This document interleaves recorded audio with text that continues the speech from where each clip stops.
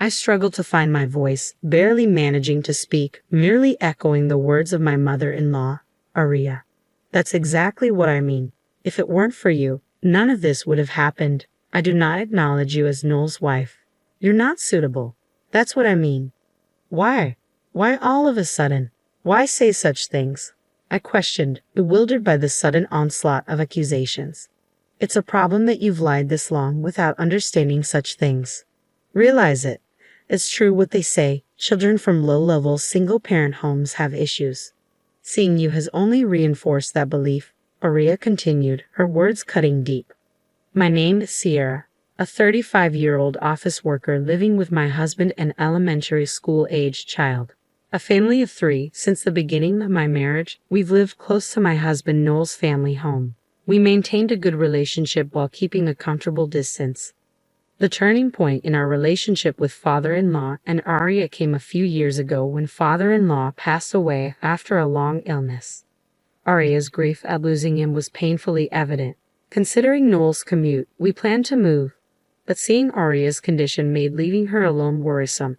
Noel and I discussed it many times. We decided to stay put until Aria's situation stabilized. That's when it started. Slowly but surely, Aria began to overstep our personal space. When father-in-law was alive, she never visited our home unnecessarily. She never came unannounced, not as far as I knew. But now, she suddenly started showing up without any notice. It began as a day or two, but recently she's at our house half the week. If only she gave prior notice, I could bear it. But entertaining Aria when she's so unpleasant is disheartening, especially since she only brings unpleasant conversations. Sierra, you're always home late, aren't you? Are you that busy with work? Are you taking proper care of Noel? Aria's words felt like barbs, each one piercing deeper. What exactly do you mean by proper care? I managed to interject. Just what I said. Are you serving nutritious meals and looking after his health? Aria's gaze pierced through me, demanding an answer. Noel is the pillar of our family, my precious son, I responded, trying to defend myself. Sierra, you're not just serving him frozen meals and hot deli food because you're short on time, are you? Aria's accusatory tone filled the room. I glanced at the freezer, feeling the weight of her judgment. Oh, well, not always, but sometimes yes. Not having time is just an excuse. Stop making excuses, Sierra. Show some responsibility as a homemaker in charge of your family's health. Aria lectured, her words like a relentless barrage. Aria, a longtime middle school teacher, always judged everything by her standards without considering others. Since a minor incident in middle school due to my family background, I've had a poor impression of teachers, including Aria. I couldn't say anything and just listen during her lectures, maybe seeming unreliable.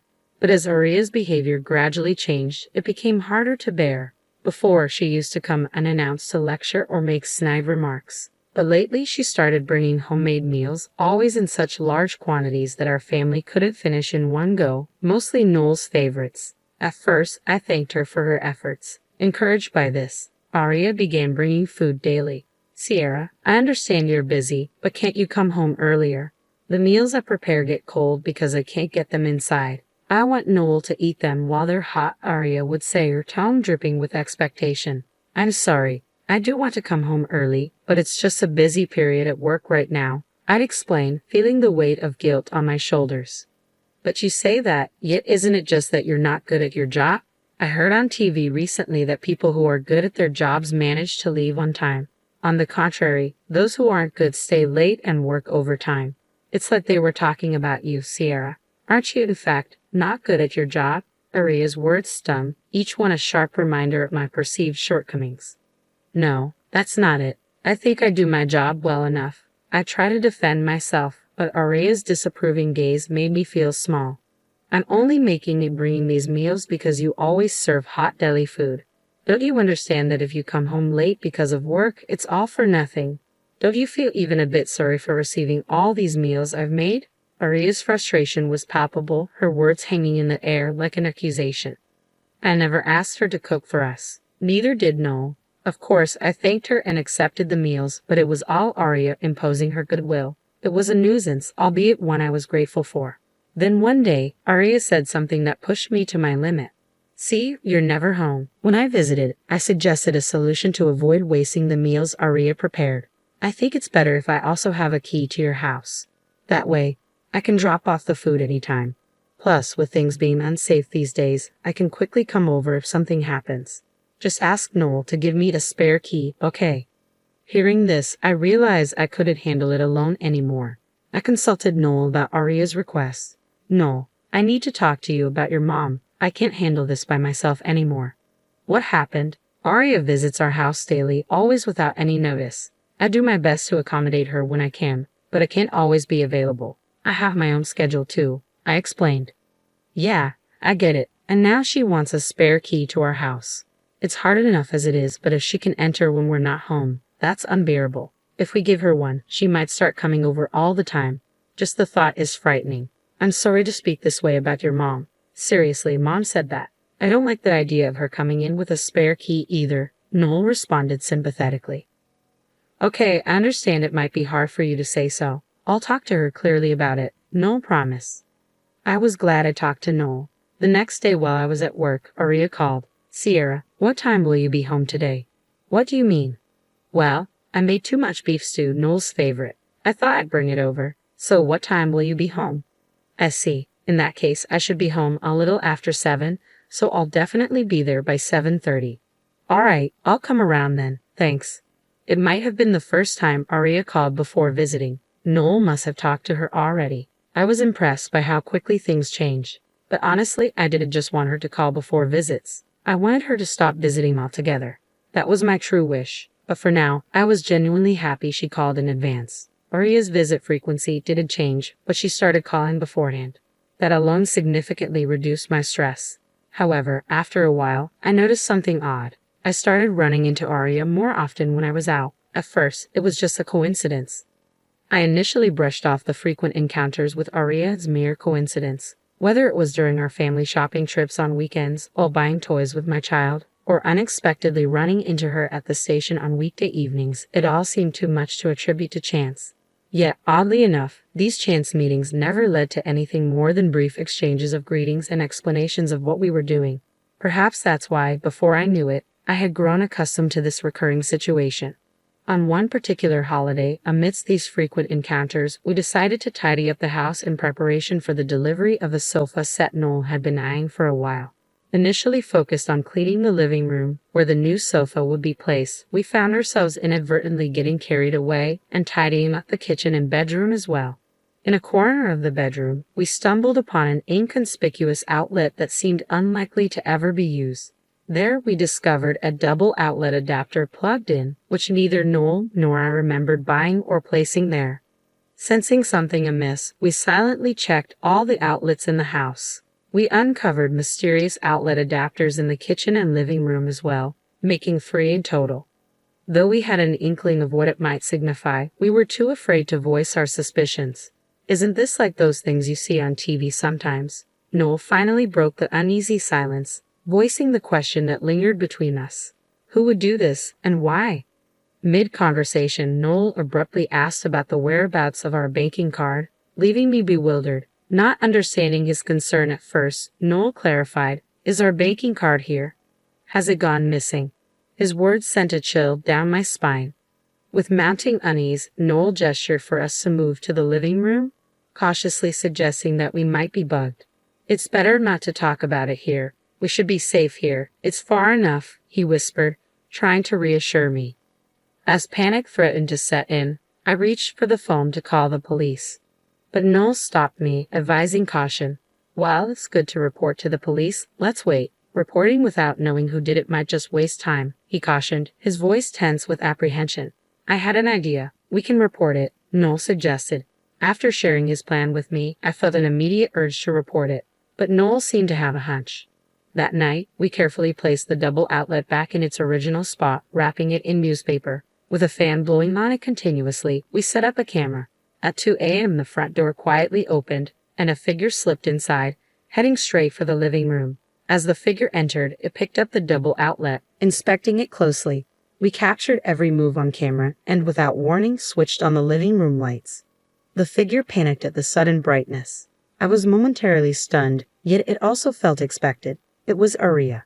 So it was you? We need an explanation, Mom. Noel spoke calmly but with underlying anger. Yet Aria redirected her anger towards me. Sierra, what is this all about? Even Noel is looking at me like that. What's going on? Don't play dumb. What were you checking by sneaking into our house in the middle of the night? I demanded, struggling to contain my frustration. What does it matter? More importantly, why are you two so angry with me? Aria retorted defensively, failing to grasp the severity of her actions. This was all my husband's idea. We're the ones asking for an explanation, not you, Aria. If you have something to say, answer our questions first, I asserted firmly. Sierra's right. If you're going to play dumb, we'll call the police. Understand? Noel's voice was cold, and Aria's demeanor shifted as she realized there was no room for negotiation. Reporting to the police? That's an overreaction. We're family. There's no need for such formalities. This is all a misunderstanding, so let's not make a big deal out of it, Aria pleaded, attempting to downplay the situation. A misunderstanding, you say? Then you better explain yourself clearly to clear it up. Unless we are not convinced, I challenge, my patience wearing thin. Still claiming it's a misunderstanding. At this point, there must be a good reason for it, right, Mom? Noel's tone was resolute. Well, it's just, loneliness. I was lonely, so I did it, Aria confessed, her justification falling flat in the face of our disbelief.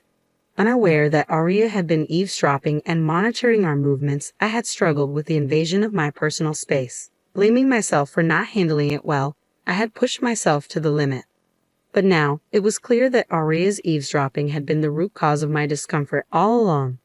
A mix of relief and anger surged within me as I realized it wasn't my fault, but rather Aria's actions that had caused this turmoil. Naturally, my tone and attitude towards her turned harsher. Do you really think that reason is enough for us to be satisfied? What you're doing, Aria, is absolutely inexcusable. Don't you understand that? I confronted her, my frustration palpable. Sierra's right, Mom. We can't accept that reason, and we can't forgive what you've been doing. I hate to say it, but what you're doing is wrong.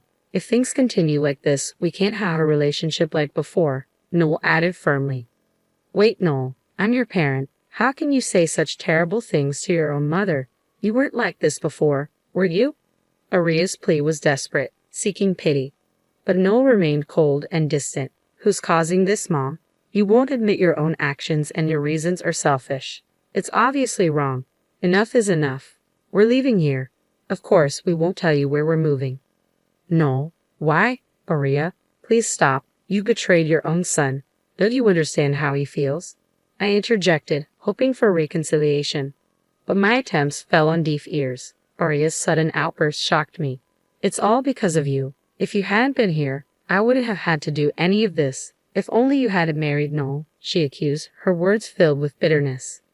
I couldn't comprehend the sudden outburst from Aria. My fault? I managed to speak, echoing Aria's words. That's exactly what I mean. If it weren't for you, none of this would have happened. I do not acknowledge you as Noel's wife. You're not suitable. That's what I mean. Why? Why say such things so suddenly? It's a problem that you've lived this long without understanding such things. Realize it. It's true what they say. Children from low-level single-parent homes often have issues. Seeing you has only reinforced that belief, Aria retorted, her hostility evident.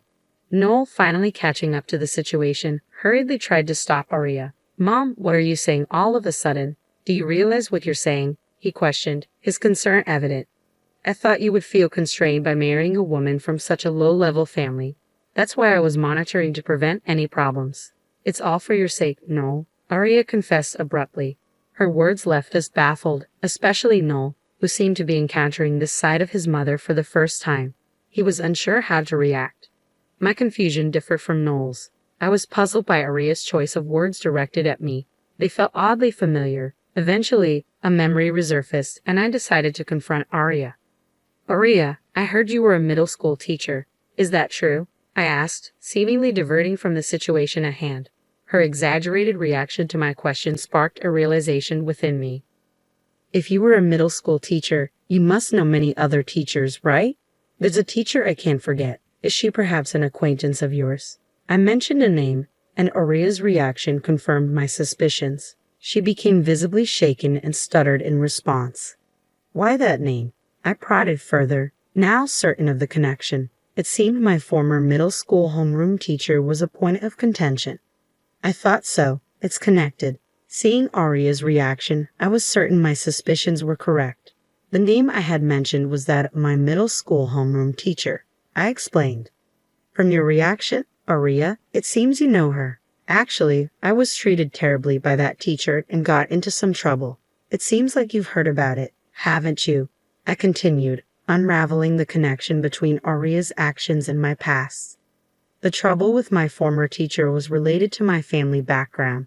My parents divorced when I was in elementary school. I was taken in by my mom. I was told by my mom that the divorce was due to a personality clash, not because they hated each other.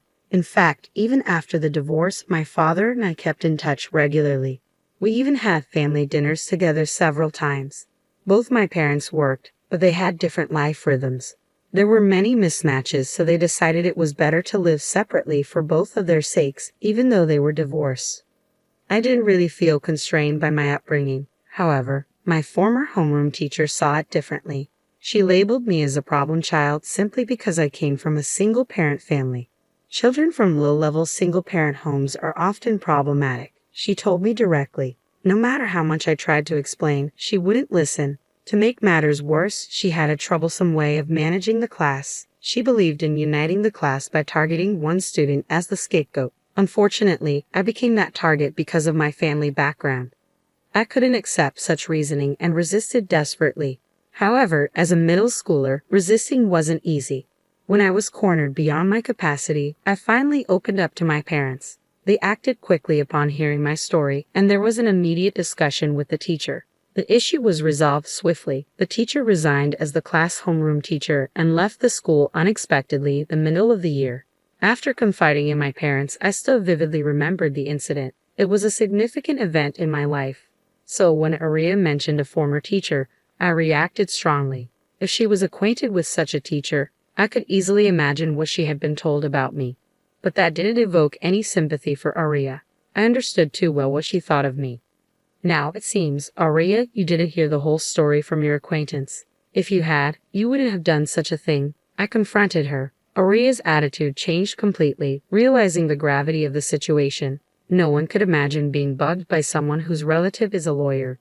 It's obvious how dangerous that would be, I warned her sternly. Aria, overwhelmed by Noel's declaration, could barely respond. His decision to cut ties with her was final. The next day, at Noel's insistence, we reported the eavesdropping to my father and the police. Surprisingly, the former teacher had no knowledge of Aria's actions. However, given that the teacher's remarks had led to the situation, we demanded she never speak of it again. After ensuring all matters were resolved, our family moved, without informing Aria. As a precaution, we blocked Aria's contact information. Despite hearing about Aria's situation, I had no intention of forgiving her. I resolved to act as if Aria never existed, cherishing my family even more without her presence.